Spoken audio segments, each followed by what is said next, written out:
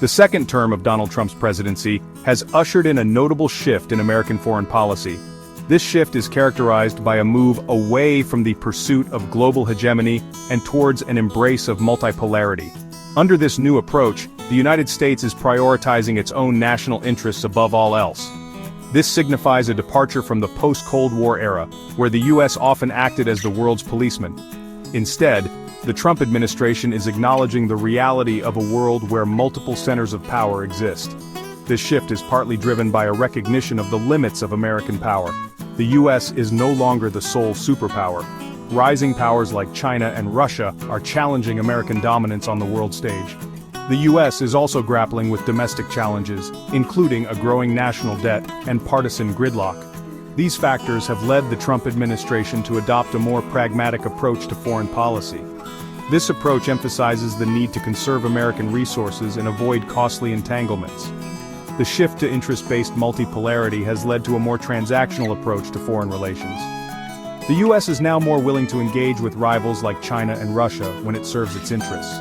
For example, the Trump administration has cooperated with China on trade issues, even while remaining critical of China's human rights record. This pragmatic approach is a departure from the more idealistic approach of previous administrations, which often sought to promote democracy and human rights abroad. However, this shift does not mean that the U.S. is abandoning its global leadership role entirely. The Trump administration still sees the U.S. as an indispensable nation. It believes that the U.S. has a vital role to play in maintaining global order and stability, yet it envisions a world where other nations share more responsibility for addressing global challenges. This vision represents a significant departure from the unipolar moment that followed the collapse of the Soviet Union. The Trump administration's approach to foreign policy is perhaps best characterized as competitive coexistence.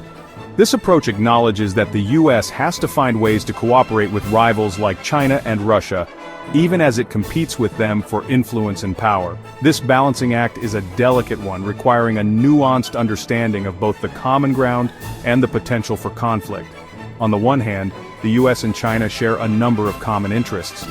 Both countries benefit from a stable global economy and an open trading system.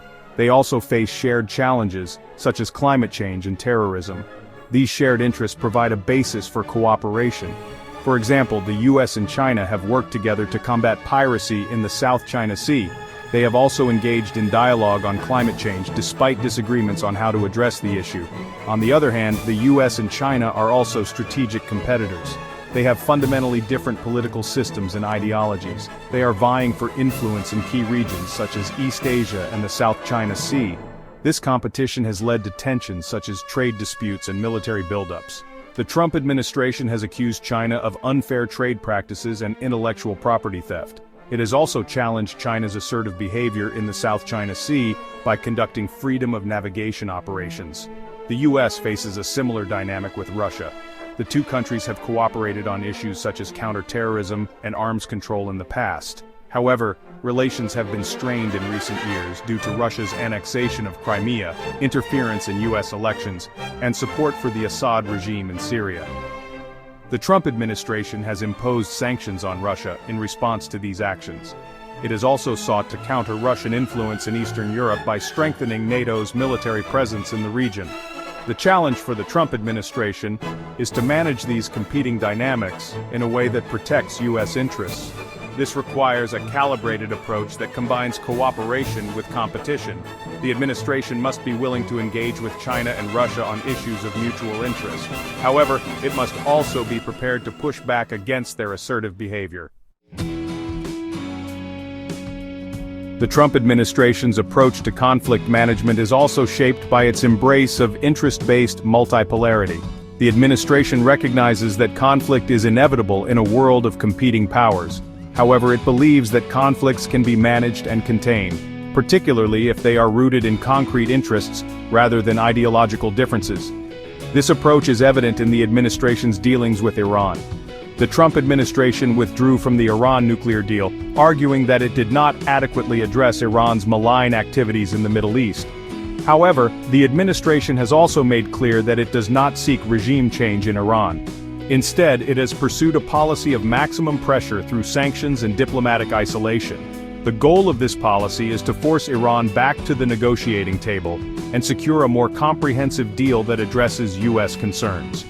The administration's approach to the Israeli-Palestinian conflict also reflects its focus on managing conflicts rather than resolving them. The Trump administration has taken a number of steps that have favored Israel, such as moving the U.S. Embassy to Jerusalem and recognizing Israeli sovereignty over the Golan Heights. These moves have been condemned by the Palestinians and much of the international community. However, the administration has argued that they are necessary to achieve a lasting peace agreement. The Trump administration's approach to conflict management is not without its critics. Some argue that the administration's focus on narrow national interests has led to a more unstable and unpredictable world.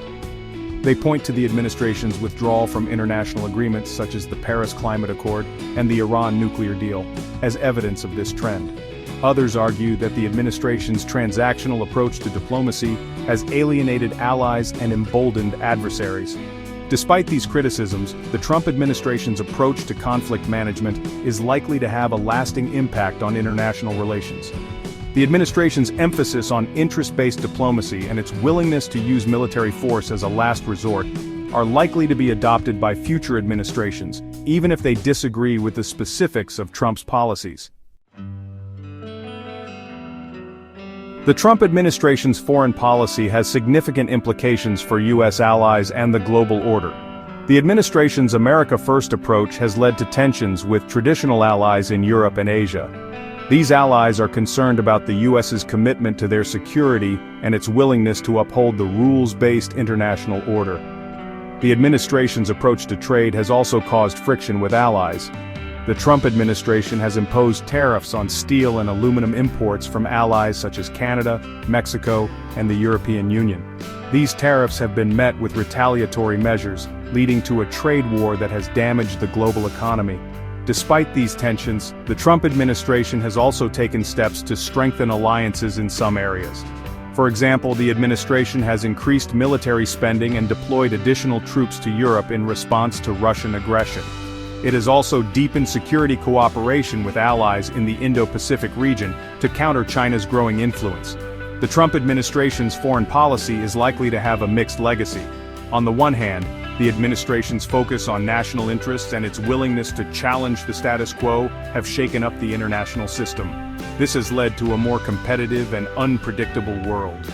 On the other hand, the administration's actions have also forced allies to reassess their own foreign policy priorities and to take on a greater share of the burden for global security. In the long term, the Trump administration's foreign policy may contribute to a more multipolar world in which the U.S. is no longer the sole superpower. This transition will present both challenges and opportunities for the U.S. The U.S. will need to adapt to a world in which it has less influence and must compete with other major powers for resources and influence. However, the U.S. can also leverage its strengths, such as its military might, economic power, and technological innovation, to advance its interests and shape the emerging global order.